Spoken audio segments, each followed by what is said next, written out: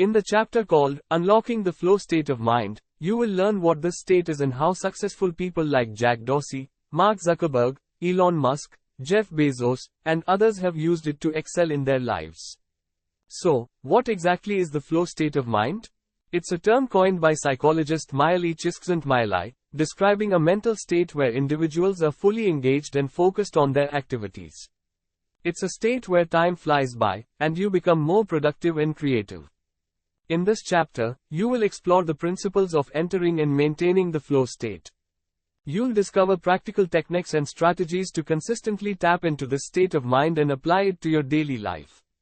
Unlocking the Flow State of Mind provides valuable insights and real-life examples of how successful individuals have used the flow state to achieve remarkable results.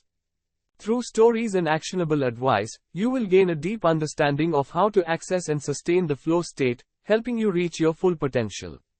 By incorporating the lessons from this chapter into your life, you will unlock your true potential as a student.